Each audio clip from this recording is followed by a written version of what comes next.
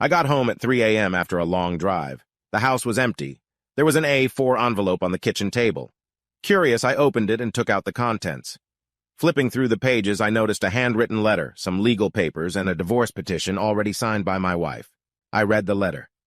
My dear David, I feel a little awkward using this term, but despite what I have done to you, I think that after 26 years of marriage, you will allow me this small indulgence. There's no easy way to tell you this, but I left you. By the time you read this, I will have crossed the border and will be out of your reach. I intend to spend the rest of my life lying in luxury on a beach somewhere in the tropics. Yes, that was a different man.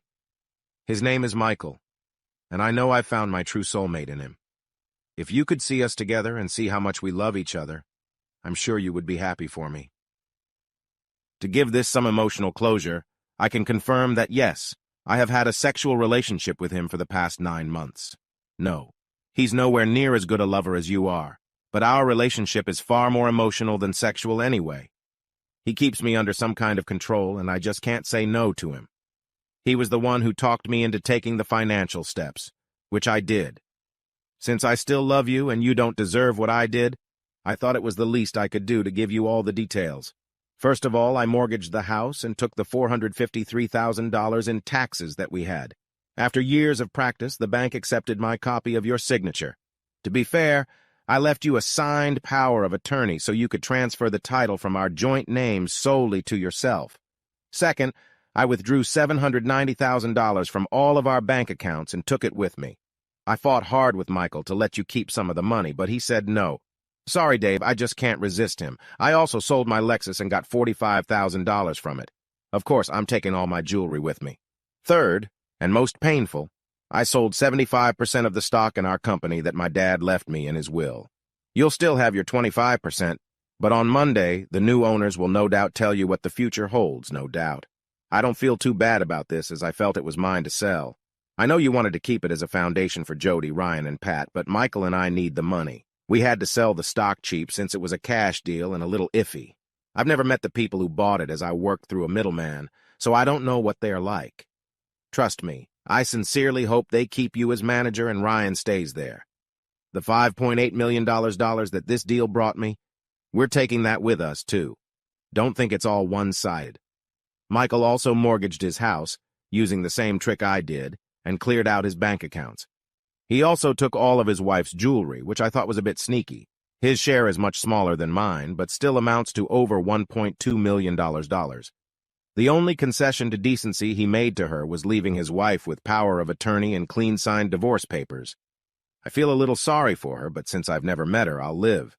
I'll continue. Please find the attached blank divorce petition. It already has my witness signature on it. I don't want you to get your hopes up that I'll come back. I'll live happily ever after without you. It seems unfair to me that you have to wait 12 months to divorce me because I left you. I expect you to file immediately and keep all our assets for yourself. Hopefully, 25% of the company will provide you with a decent retirement. Please give my best wishes to the children, and if you can, protect what I have done. I know they never forgave me for that affair 5 years ago, but it will still hurt me to never see them again.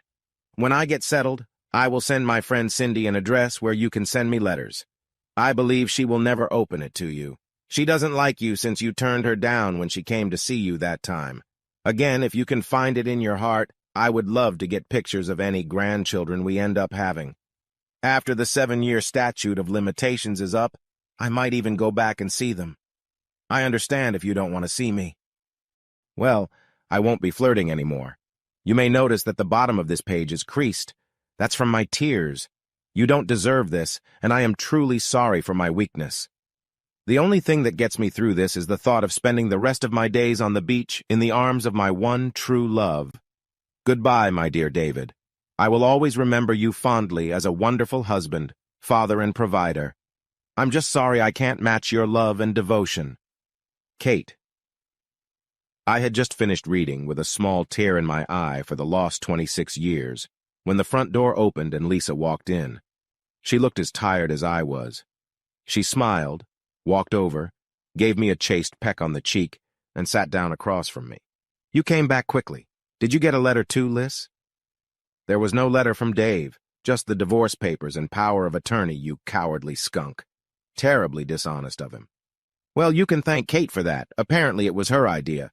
So yeah, 10-10 for decency, but 0-10 for intelligence. Using such a predictable password on his computer so anyone could read his email. Stupid, isn't it?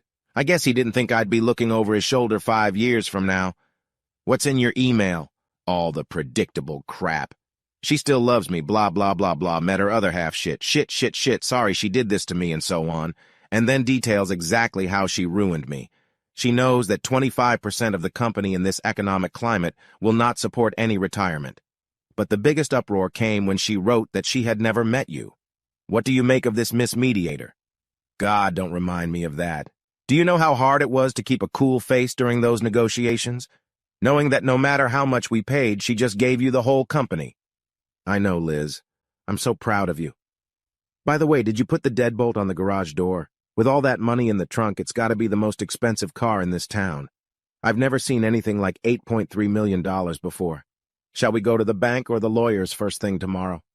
I told you, silly, the bank opens at 9 a.m. and our meeting with the lawyers is at 10 o'clock.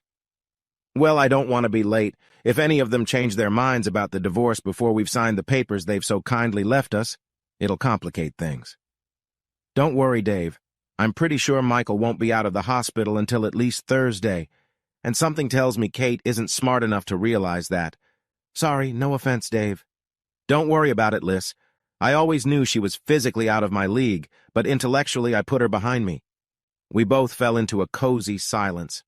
I don't know what Lisa was thinking about, but my thoughts were of the last time I saw my wife. She was standing lonely on the side of the road. We followed the getaway car, about 10 minutes behind them. It looked like Michael had ditched Kate when she got out of the car at a service station near the border for some reason. Lisa waved goodbye to her. As if reading my mind, Lisa spoke up. I wonder where she is now. I hope she's safe, in a cell somewhere. Honestly, calling the police to have her arrested for forging signatures was just my way of protecting her from predators on the highway. I believe you, Dave.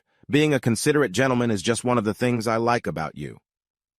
By the way, do you think I could sue the bank for letting her do this? We'd make a decent profit that way. Well, Dave, don't be greedy.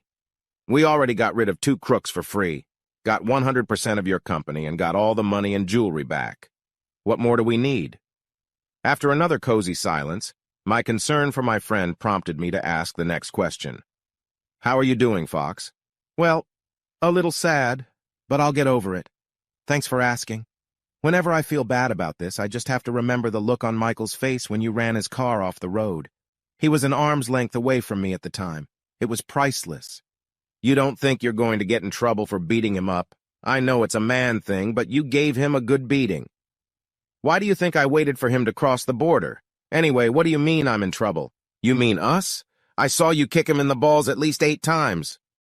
It's already done. A few days in the hospital will give them time to deal with the extradition warrant. He's not going anywhere. There was another silence. Are you still excited to come with me tomorrow when I explain all this to my kids, Dave? Of course, Lisa. It wouldn't occur to me to let you do it on your own. What are friends for? For a few more minutes, we both pondered our own thoughts. Lisa's cell phone rang. She answered C. I'm sorry, I don't speak English very well. And she hung up. It seemed they had found my dear husband. That was his only phone call. After another minute of cozy silence. Isn't it ironic, Dave? They thought they could get our share of our marriages and be free, with having to live in luxurious exile for a few years. Instead, we get their share and our freedom by staying here. Yes, ironic. I'm sure they thought it was a solid plan at the time. Speaking of marriage, I penciled in that my 3 monsters were coming tomorrow to help with the wedding invitations, but thought about the fact that it could wait. Are you still excited about Ryan being best man? Of course, it's your choice. It's weird as hell that your son is your best man. You know it's tradition for the bride to marry the best man if the groom doesn't show up, right? No, I didn't hear that. But don't worry. The wild horses couldn't keep me away from you that day. We finally had a real kiss, but only for about 5 minutes.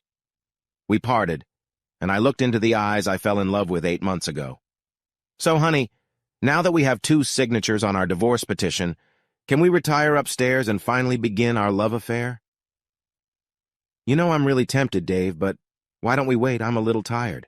That way we can make it really special, but I'll settle for one of your famous all-night cuddles.